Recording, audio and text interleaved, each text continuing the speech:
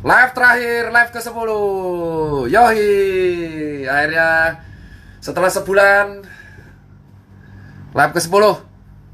Tunggu orang-orang rame dulu nih. Rame dulu, rame dulu, rame dulu.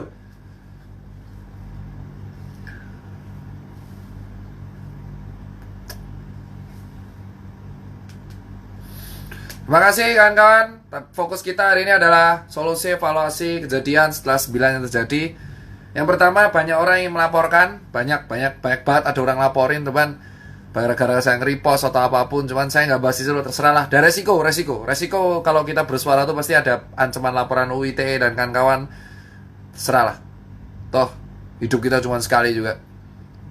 Jadi kita akan bahas mengenai perkembangan pandemi. Ini saya akan bacakan berbagai sumber yang saya kasih. Jadi saya bilang ya, saya nggak mengatakan yang pertama adalah, aduh mana tadi?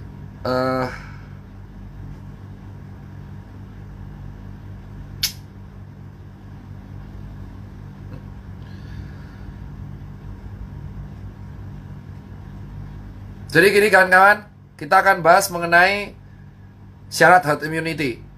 Jadi saya akan bacakan dari mayoclinic.org. Yang pertama nih live ke-10, live terakhir saya. Entah habis ini saya hilang apa enggak. Saya lakuin live cuma sampai maghrib ya. Azan maghrib langsung stop. Pertama, kenapa herd immunity important? Ini dari saya membacakan dulu. Jadi herd immunity itu adalah ketika sebagian besar dari sebuah komunitas menjadi kebal terhadap penyakit dan menyebabkan penyebaran penyakit antar orang ke orang menjadi mustahil. Seringkali presentasi dari populasi yang harus ada syarat tertentu agar bisa disebut menjadi herd immunity. Suatu hal, presentasi atau jumlah tertentu populasi yang terinfeksi dan kebal ini dinyamakan jadi threshold proporsi. Threshold proporsi ini menjadi syarat salah satu menjadi herd immunity. Berapa persen dari komunitas yang digunakan untuk mencapai herd immunity? Maka tergantung dari penyebarannya. Syaratnya adalah minimal 94% dari sebuah populasi harus menjadi kebal untuk bisa mencegah transmisi penyakit tersebut. Herd immunity itu bisa dicapai dengan dua cara, yaitu vaksin dan infeksi. Vaksin dari virus itu menyebabkan tentara antibodi kita menjadi kebal. Jadi vaksin itu bukan obat, tetapi sebuah pencegahan agar antibodi kita, tentaranya lebih kuat, sehingga menjadi tidak bisa terinfeksi. Kalaupun kena, nggak ada gejala. Atau kedua, natural infeksi. Nah, untuk sampai vaksin tersebut ada, maka syarat dari Mayo Clinic ini agar memperlambat penularan COVID-19 adalah mencegah gathering massal atau kerumunan. Kedua, mencegah kontak dekat. Ketiga, di rumah aja. Ini usul ya. Ini saya baca jurnal ya.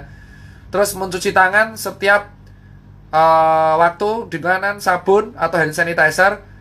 Memakai masker di tempat area, contoh tempat pasar market dan kawan-kawan. Nah, ini dikeluarkan oleh Mayo Clinic. Nah, sekarang kita tahu kenapa saya bilang tolong dibuka pikirannya kawan-kawan sekalian.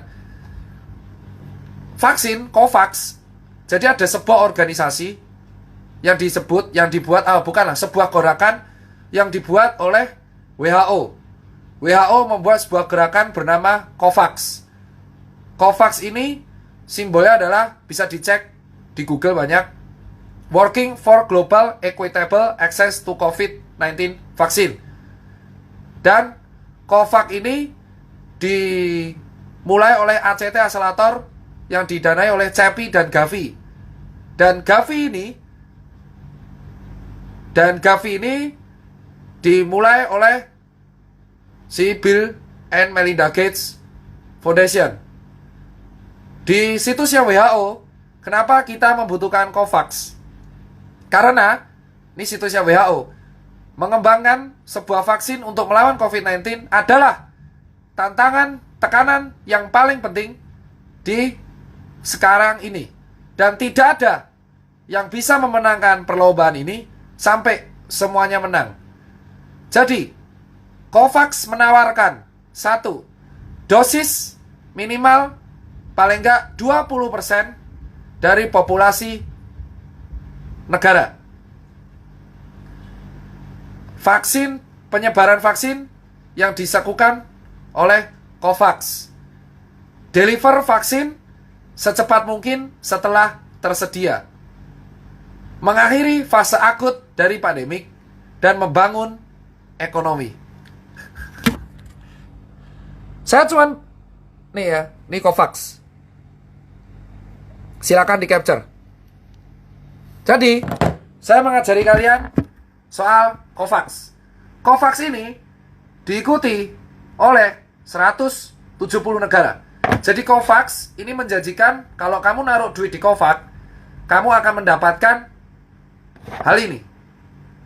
Mendapatkan dosis minimal 20% dari populasi. Kedua, penyebaran vaksin tepat waktu begitu tersedia, mengakhiri pandemi yang fase akut. Ketiga, reboot ekonomi. Dengan syarat kamu naruh duit di COVAX. Nah, terus COVAX is the vaccine pillar of the Access to COVID-19 Tools (ACT) Accelerator. Access to COVID-19 Tools. ACT Accelerator adalah sebuah kolaborasi global yang digunakan untuk mempercepat pengembangan, produksi, dan kesediaan akses untuk 3T, tes, treatment, dan tracing, dan vaksin ditambah. COVAX dimulai oleh Gavi dan CEPI. Anehnya, COVAX ini tuh intinya kayak koperasi, bro. Jadi COVAX itu semacam koperasi yang melibatkan banyak negara. COVAX merupakan sejenis koperasi yang melibatkan banyak negara. Jadi kamu naruh duit di sana, kamu akan mendapatkan fasilitas berupa vaksin, paling enggak minimal 20% dari populasi, dan reboot ekonomi. Dan saya baca di berita, benar, pada tanggal Oktober hari ini, Jumat Oktober 16, 2020, di berita nasional.kompas.com, Indonesia bakal dapat subsidi harga vaksin COVID-19 dari COVAX Facility, dijelaskan oleh Kemenlu, Direktorat Jenderal Kerjasama Multilateral Kemenlu, Febrian Alpianto Rudiat, yang akan mengatakan Indonesia mendapat subsidi dari vaksin Facility COVID-19 COVAX. Dan Indonesia mendapatkan 20% dari total populasi, sesuai dengan kata-kata COVAX. Dan dipertegas oleh Perpres Peraturan Presiden nomor 99 tahun 20 pasal 7 yang menegaskan kerjasama pasal 7 ayat 1 Perpres nomor 99 tahun 2020 yang ditandatangani oleh Menteri Hukum Yasona. Kerjasama dengan lembaga atau badan internasional sebagaimana dimaksud dalam pasal 4 ayat 1 huruf C dilakukan dengan lembaga atau badan internasional yang melakukan penawaran atau kerjasama penelitian, produksi, atau dan penyediaan vaksin COVID-19. Lembaga tersebut meliputi CEPI atau Coalition for Epidemic Preparedness Innovation, B. The Global Alliance for Vaccine and Immunization Gavi yang diinisiasi oleh Bill Gates, atau C. Lembaga badan internasional lainnya. Jadi, mau nggak mau, vaksin ini harus kita ambil. Terlepas vaksin ini wajib atau tidak, tapi dari Perpres kayaknya vaksinnya wajib. Tetapi, WHO menyatakan bahwa vaksin ini diutamakan untuk orang-orang yang beresiko. Dikatakan, berita yang viral hari ini dari Kompas dan mengatakan orang muda yang sehat bisa tidak dapat vaksin corona hingga 2022. Karena sesuai dengan apa yang dikatakan Pak Erlangga, ada daftar prioritas penerima vaksin COVID-19. Berdasarkan bahan presentasi yang disampaikan Ketua Komite Penanganan COVID-19 dan Pemulihan Ekonomi Nasional Erlangga Hartarto melalui konferensi pers virtual Senin 28 September 2020, pemerintah menargetkan ada 102.451.500 orang yang menjalani vaksinasi sepanjang 2021. Adapun kelompok pertama adalah orang yang berada di garda terdepan dalam menangani COVID-19. Target sasaran 1,31 juta orang, saya. Kelompok kedua, orang-orang yang kontak erat dengan pasien COVID-19. Target sasaran 50.000 orang. Kelompok ketiga, orang yang bertugas di pelayanan publik. Target sasaran 715.000 orang alias PNS. Kelompok keempat, masyarakat umum 92,28 juta orang. Kelompok kelima, tenaga pendidik atau guru. Target sasaran 4,36 juta orang. Kelompok keenam, ASN dan legislatif. Jadi, dari sini kita mengetahui bahwa nggak semua orang bisa dapat vaksin.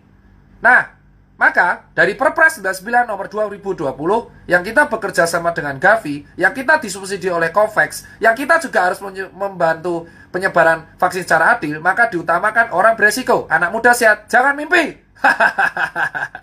Saya kelompok nomor 1. Cuman, ini kita akan bahas tentang COVID-19-nya. Pertama, yang paling aneh, ada demo Omnibus Law. Demo Omnibus Law bertepat setelah ada demo Omnibus Law, WHO tiba-tiba mengatakan statement lockdown nggak penting. Yang mengatakan adalah Saudara Dr. David Navarro yang merupakan General Director Representative of WHO. Ini suatu kebetulan yang sangat aneh. Ketika ada demo, yang sebenarnya demo ini menimbulkan kerumunan di 10 kota di Indonesia yang merupakan red zone dari COVID, di mana kerumunan ini akan mempermudah penularan, yang penularan akan memicu dari herd immunity, yang di mana herd immunity akan memicu pembelian vaksin. Terjadinya demo ini, 3 hari kemudian WHO mengemukakan bahwa lockdown itu tidak penting dan memuji negara-negara yang tidak melakukan lockdown karena akan mengganggu ekonomi negara tersebut. Setelahnya, COVAX viral. COVAX diikuti 170 negara dan menjamin komitmennya pembagian vaksin secara adil. COVAX itu menyindir, menyerang 2 negara di dunia, yaitu China dan Amerika Serikat. Di sini diberitakan bahwa Amerika Serikat menolak bergabung dan mendanai COVAX. Amerika memilih untuk mengamankan vaksinnya sendiri. Berita dari Washington Post, US says, saya tidak mungkin bergabung dengan pengembangan yang dilakukan oleh WHO, yaitu COVAX. China, tempat asal COVID-19, Wuhan, memutuskan China menandatangani perjanjian distribusi vaksin corona ke negara miskin, yang akhirnya pada tanggal Jumat 9 Oktober 2020, China akhirnya memutuskan bergabung dalam pendistribusian vaksin COVID-19 global, yakni COVAX. Berita ini muncul beberapa saat setelah demonstrasi. Demonstrasi dilakukan tanggal 8 Oktober 2020. China bergabung dalam distribusi vaksin per 9 Oktober 2020. Statement China untuk distribusi vaksin ke negara miskin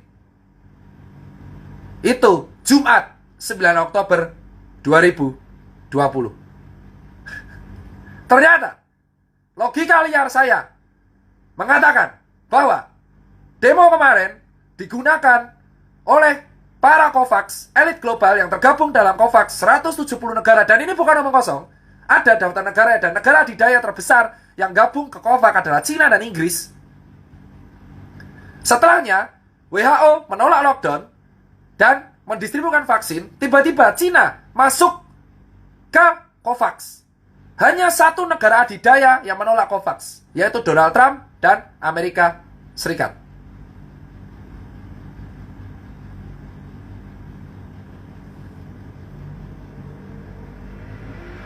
Jadi, sesuatu yang ingin saya sampaikan adalah COVID-nya ada. COVID merupakan virus. Virus yang merupakan perbatasan antara makhluk hidup dan benda mati. Transmisi virus COVID itu sangat viral. Awal mula virus COVID-19 dari live 1 sampai 9, virus COVID-19 ditemukan pertama di kelelawar. BAT virus, virus kelelawar.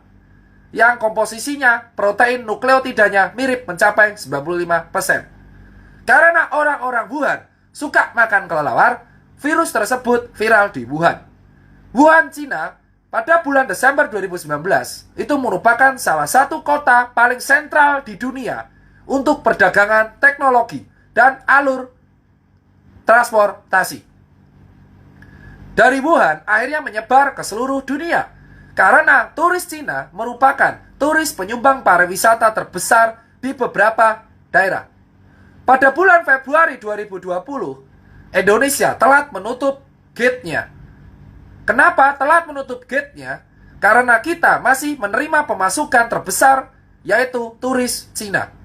Saat ini, pada waktu Februari 2020, saat itu aneh. Kalau Indonesia nutup turis Cina, kita akan ditegur oleh Cina. Dan itu real. Kalau kita menutup turis Cina, kita akan kehilangan penghasilan triliunan yang bisa disampaikan oleh turis Cina. Maka saat Februari 2020, negara kita tidak punya pilihan lain selain menerima turis Cina. Pada waktu itu, turis Cina masuk ke Indonesia. Ini adalah fakta dan yang belum dibuka ke masyarakat. Sejatinya saat itu, Cina menekan Indonesia agar turisnya tetap diterima. Dan saya dapat info ini bukan kaleng-kaleng. Jadi saat itu, pemerintah kita tidak ada pilihan selain membuka turis Cina. Saat itu COVID yang dibawa oleh turis Cina menyebar sangat masif di Jakarta dan di Bali. Lalu menyebar ke daerah-daerah lain. Untuk mengatasi COVID, sampai munculnya vaksin yang ternyata Bill Gates sudah join dan memulai Gavi dari tahun 1999. Seorang pengusaha teknologi melihat ceruk bisnis di balik vaksin. Bill Gates beberapa statementnya mengemukakan bahwa kelak manusia akan kelar karena virus pernafasan. Virus yang penyerang pernafasan. Dari sejak flu Spanyol, MERS, H1N1, H5N1, flu burung, sampai akhirnya COVID-19. Yang selalu menyerang pernafasan. Gavi sudah mengembangkan vaksin-vaksin di bidang pernafasan. Gavi dan CEPI menjadi garda utama untuk pengembangan vaksin COVID-19. Pada bulan Maret dan April 2020, WHO menyarankan untuk lockdown. Dan saya masih ingat di berita saya capture, WHO menyayangkan Indonesia yang telat. Tetapi sekarang, di Oktober, 3 hari setelah demonstrasi 2020, WHO menolak lockdown. 1 hari setelah demonstrasi Omnibus Law, ternyata Cina masuk mendistribusikan vaksin. Pada waktu Omnibus Law kemarin disahkan, kita lupa, ternyata Perpres disahkan tanggal 6 Oktober 2020. Perpres mengenai vaksin ditandatangani oleh Bapak Yasona Lawli, Kementerian Sekretariat Negara, Bidang Hukum dan Perundang-undangan, pada tanggal 6 Oktober 2020, 1 hari setelah Omnibus Law disahkan. Kita lupa, ternyata vaksin sudah akan disebarkan secara masif di Indonesia melalui Perpres 99 tahun 2020 dan kita tidak akan bisa menolaknya. Dan Indonesia akan mendapatkan vaksin Sinovac dari Cina yang tiba-tiba masuk ke COVAX yang dibuat oleh WHO. Anehnya, COVAX yang berawal dari Amerika Serikat justru didanai utama oleh Bill Gates dan Cina. Dan ini bukan konspirasi, ini fakta, ada di media dan disebarkan ke Indonesia. Saya merupakan salah satu penerima vaksin paling pertama. Tapi saya mengajari kalian, ternyata kita hanyalah pion-pion catur yang dimainkan oleh para pemain kita yang tergabung, yang dinamakan oleh elit global. Yang elit global ini ternyata tergabung dalam COVAX. Dan emang itu ada.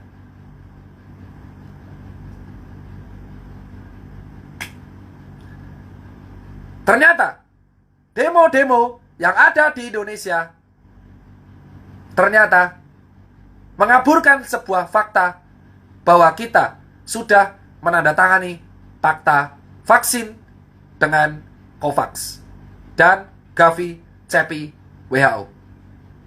Disebarkan oleh dua, yaitu Bio Farma dan KB Farma melalui Perpres 99 tahun 2020. Kalian mendebatkan Omnibus Law. Tapi kalian lupa, isu sesungguhnya adalah penyebaran vaksin yang dimulai dari November sampai 2022. Sejatinya, kita kesimpulannya adalah COVID-19 itu ada. COVID-19 masuk ke Indonesia kemungkinan secara disengaja oleh turis-turis dari Cina. Karena pada bulan Februari, negara kita tidak bisa menutup karena ada tekanan dari luar melalui turis-turis Cina yang menjadi penyumbang terbesar pariwisata di Indonesia. Kita diserang oleh COVID-19 yang menurut saya adalah senjata biologis yang secara masif meluluh rantakan ekonomi dan kesehatan di Indonesia. Vaksin untuk COVID-19 dibuat oleh COVAX dan WHO dan akan disebarkan ke seluruh dunia. Indonesia masuk ke dalam COVAX. Satu-satunya negara yang menolak adalah Cina melalui Amerika Serikat melalui Donald Trump. Jadi, apa yang diteriakkan oleh Jering dan FE101 tentang konspirasi elit global di COVID-19 akhirnya terbukti di tanggal 6 Oktober 2020. Pak Mardigu sudah menjelaskan ini sejak setengah tahun lalu. Saya seorang relawan yang di lapangan yang menunggu wait and see bukti-bukti. Ternyata kita sudah terjebak dalam lingkaran COVID-19. Jadi apa yang diteriakkan oleh FE mengenai COVID itu adalah senjata yang memang dibuat dan ditransmisikan oleh orang Cina, turis Cina ke Indonesia secara sengaja pada bulan Februari 2020 yang membuat Indonesia luluh lantak secara ekonomi dan secara kesehatan. Dan akhirnya, mau nggak mau kita masuk ke COVAX. Yang COVAX ada Cinanya dan Bill Gates-nya dan tidak ada Amerika Serikatnya. Dan kita, sekali lagi, akhirnya mengeluarkan uang dalam jumlah besar untuk membeli vaksin. Dan anehnya, demo Omnibus Law dilaksanakan 8 Oktober 2020 sebelum tragedi Cina masuk ke COVAX. Sekian berita di live ke-10. Kita sebagai rakyat hanya bisa pasrah. Saya sudah mendapat ancaman untuk dibully dari beberapa para elit di Indonesia tentang UU ITE. Untungnya lolos karena saya cuma repost. Pada dasarnya, kita nggak bisa lepas dari vaksin. Pada dasarnya, COVID-19 memang sudah disetting untuk masuk ke Indonesia. Pada dasarnya, ternyata apa yang dikhawatirkan semua orang kenyataan. Pada dasarnya, Omnibus Law adalah sebuah pengalihan isu tentang vaksin. Semua orang fokus ke Omnibus Law tanpa sadar bahwa draftnya memang belum ada. 812 halaman baru ada dipegang Hotman Paris tadi. Kita lupa, ternyata COVID-19 meluluhlantakkan Indonesia ke dalam genggaman negara adidaya. Sekarang kita nggak bisa menolak kuasa Cina dan COVAX dan Bill Gates yang akan menyebarkan vaksin tersebut secara cepat. Karena kita nggak bisa nolak. COVID-19 virus yang ada.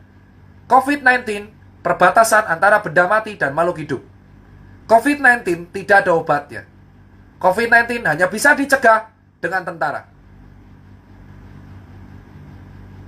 Ternyata semua negara besar takut dengan Indonesia. Itulah alasan Indonesia dihancurkan pertama menggunakan COVID-19. Indonesia itu ditakuti oleh negara adidaya sejak tahun Pak Karno. Karena perang sudah dilarang, maka kita dijajah lagi oleh COVID-19. Mungkin kalian meremehkan dan mengabaikan COVID, tapi sejatinya pajak kalian digunakan untuk membeli COVID, vaksin, yang dihasilkan oleh COVAX, diatur oleh Kementerian Keuangan. Ternyata konspirasi yang selama ini diejek oleh banyak orang ternyata kejadian. Saya bilang vaksin bukan obat. Vaksin adalah sarana untuk mencegah, bukan obat. Jadi COVID memang bisa sembuh tanpa vaksin. Vaksin adalah pencegahan. Saya bilang, kamu netizen jangan bodoh-bodoh amat. Vaksin bukan obat COVID. Vaksin mencegah agar kita tidak terinfeksi COVID. Karena COVID yang mutasi terus.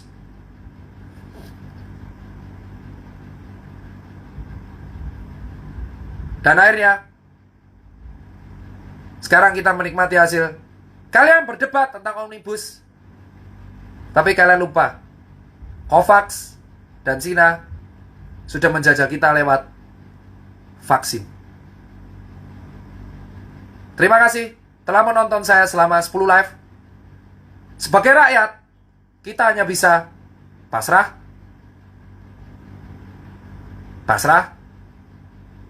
dan hanya bisa membantu sesama rakyat. Kita nggak akan pernah bisa menolak vaksin.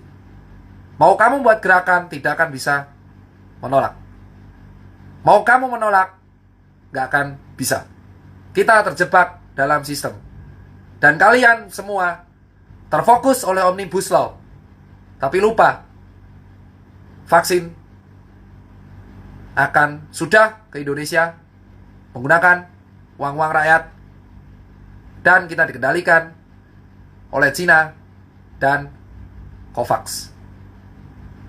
Setelah saya bersuara kemarin, saya mendapatkan banyak ancaman laporan. WITE lah, ancaman lah.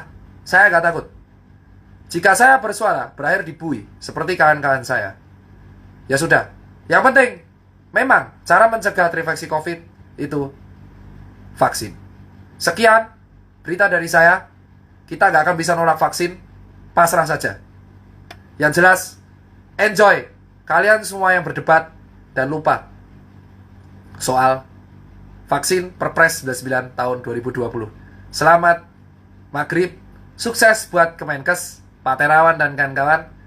Gak usah hadir sekalian, karena sudah selesai. COVID di Indonesia sudah selesai karena sudah ada vaksinnya. Kamu hadir apa enggak, Pak Terawan, untuk menenangkan? Saya nggak penting. Lebih penting rakyat bisa makan. Tugasmu sudah ada, menyebarkan vaksin. Terima kasih buat semua yang telah melihat COVID drama di Indonesia. The end. Karena sudah ada vaksin. Selamat maghrib.